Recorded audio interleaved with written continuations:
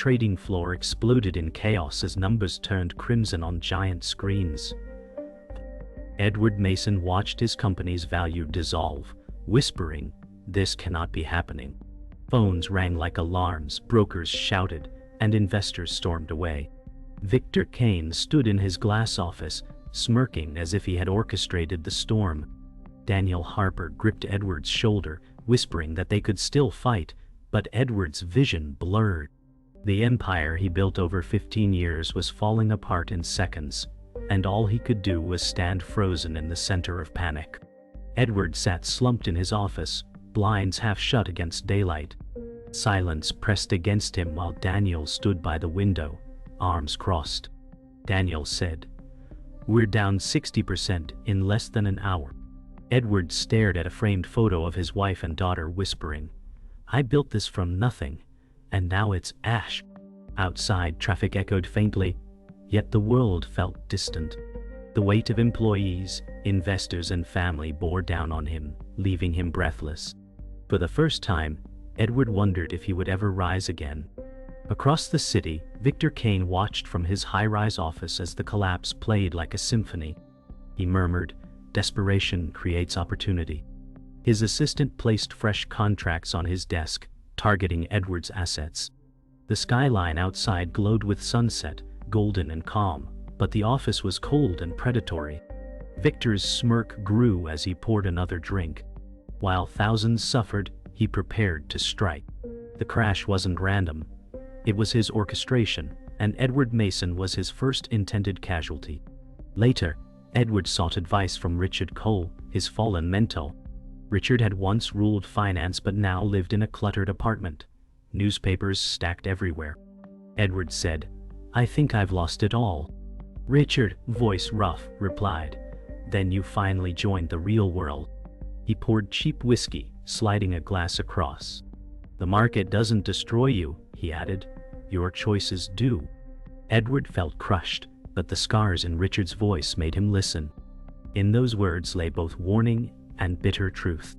That night, Edward remained in his empty office. Spreadsheets glowed coldly, showing debts towering above shrinking profits. Daniel entered quietly and whispered, "We lost the Brighton contract." They pulled out. Edward's shoulders sagged. His empire wasn't just collapsing from the market, it was corroding from within. Faces of employees haunted him, their futures tied to his failure. Edward whispered, "What have I done?" Lightning flashed outside, illuminating his glass office like a cage. The storm echoed his despair. The narrator described how Edward met Daniel in the small break room, where silence weighed heavier than the coffee aroma. Daniel said, "You can't carry this alone." Edward shook his head, staring into his cup. He confessed, "If I fail, every family tied to this business will suffer." Daniel replied firmly, "Then we fight harder. Collapse is not the end unless you let it be." Edward looked up, his eyes burning with both despair and faint determination. For the first time since the crash, hope flickered, fragile but alive. The narrator explained how Edward received a late-night call from Laura Bennett, the whistleblower. Her voice shook as she said, "I found something buried in the financials." Edward leaned forward at his desk, replying, "What do you mean?" Laura continued, "Someone rerouted funds, deliberately setting you up." The line crackled with urgency. Edward clenched his jaw, realizing his ruin was no accident. For the first time, he glimpsed the truth hidden behind his collapse. The narrator told how the next morning, Edward entered the towering lobby of Sterling Capital. Waiting there was Alexander Reed, the investor. With a smile that carried both charm and warning, Alexander said, "I can save you, but at a price." Edward's voice was steady but doubtful. "What's the catch?" Reed leaned closer, whispering, "Control. Your company becomes mine." Edward's heart pounded as the realization struck. Salvation and surrender had arrived together. The narrator described Edward's restless evening at home. He sat at the dining table, his daughter's drawing pinned to the fridge, as Laura's revelations echoed in his mind. He muttered, "Everything was rigged from the start." His wife entered, eyes filled with worry, asking, Will we be okay? Edward forced a nod, hiding the storm inside. The shadows on the wall stretched long as he realized his moral line was blurring. If he wanted survival, ethics might become a luxury. The narrator revealed how Edward walked through the nearly empty factory floor late at night. Machines stood silent, and only a few workers lingered, their faces pale with uncertainty. One man asked softly, "Do we still have jobs?" Edward's throat tightened, but he answered, "I'll do everything I can." His words rang hollow even to him. As he looked at the workers, he saw the human cost of his downfall.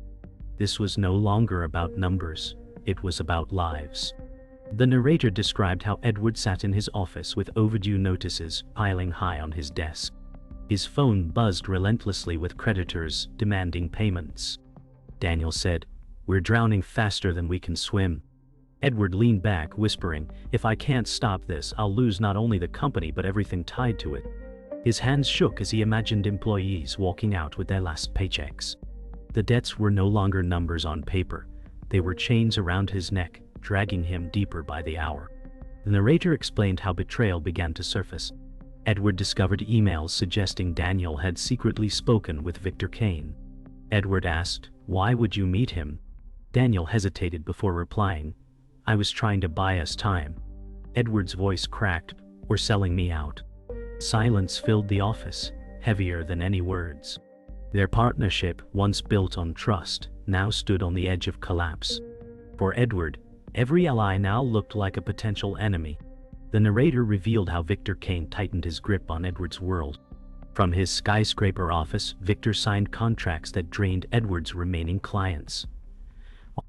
He told his assistant coldly, "Crush him until nothing remains." Meanwhile, Edward watched his client list shrink by the hour.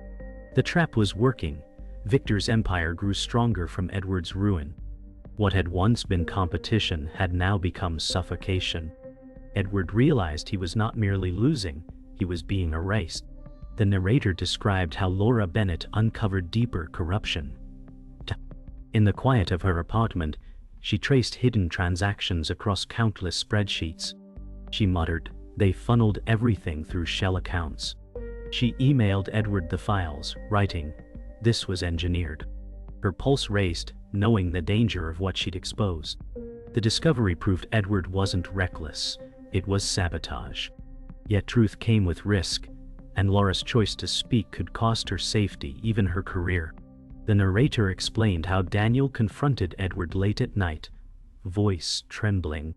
"You're burning everything, chasing ghosts," he said. Edward snapped back, "This isn't paranoia. It's betrayal."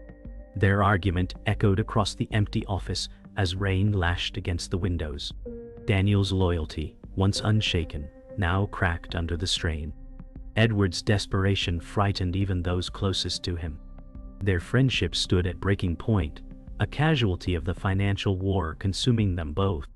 The narrator described how Edward uncovered an unexpected ally in the shadows. A junior clerk named Samuel Wright had quietly tracked hidden transfers that connected directly to Victor Kane.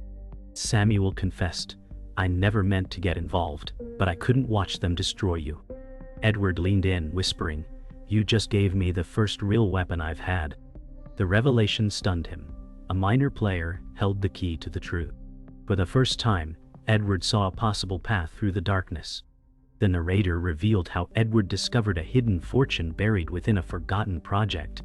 In an abandoned warehouse, Daniel pointed toward stacks of sealed crates, whispering, "These were written off years ago." Edward's eyes widened as he uncovered valuable assets overlooked in bankruptcy. Hope flickered again, though brief. He muttered, "This could be the lifeline." Yet he knew anything found would also draw Victor's attention, and discovery could become danger. The narrator described the night Edward's suspicion became truth. Laura sent him final proof, emails linking Daniel to Victor. Edward slammed his fist, whispering, "He betrayed me." Hours later, Daniel entered, and Edward confronted him. Daniel said, "I was forced into it, I swear." Edward's voice trembled with fury. "You sold me out when I needed you most." Betrayal cut deeper than the collapse itself. breaking the bond that once anchored him. The narrator showed Richard Cole, Edward's mentor, warning him over cheap whiskey in his dim apartment. Richard said, "Betrayal is the oldest currency in this game. I should know. I traded it once, and it cost me everything." Edward studied the fallen man, realizing this was not just advice but confession. Richard's scars were lessons, etched into his weary face. Edward muttered, "Then maybe I've got to learn from your mistakes, not repeat them." The narrator revealed Edward's desperate gamble. In a silent boardroom at midnight, he signed a risky deal to salvage what remained. His hand shook as he whispered, "This is all or nothing." The papers bound him tighter than chains, but he believed it was the only path left. The storm outside rattled glass walls, thunder echoing like judgment. Edward had crossed a line, whether toward redemption or ruin, only time would decide. The narrator described Edward stepping into the grand boardroom where Victor Kane awaited. The tension cut through the silence like steel. Victor said coldly, "This is the end of your empire." Edward's voice trembled but held fire. "Not if I take you down with me." Their eyes locked across the polished table, the weight of years of struggle bearing down on them. Outside, thunder rolled across the city, as if nature itself braced for the collision of pride and ruin. The narrator revealed how Alexander Reed, the investor, entered mid-meeting, briefcase in hand. With calm authority, he said, "Gentlemen, you're playing a dangerous game." Edward glared, replying, "You're not here to mediate. You're here to claim your share." Reed smiled faintly. "I want control. Both of you know I can decide who survives tonight." The air grew heavy as Edward realized the man who once offered salvation now wielded their downfall as his greatest weapon. The narrator described the confrontation, escalating. Victor leaned forward, snarling, "You were never built for this world."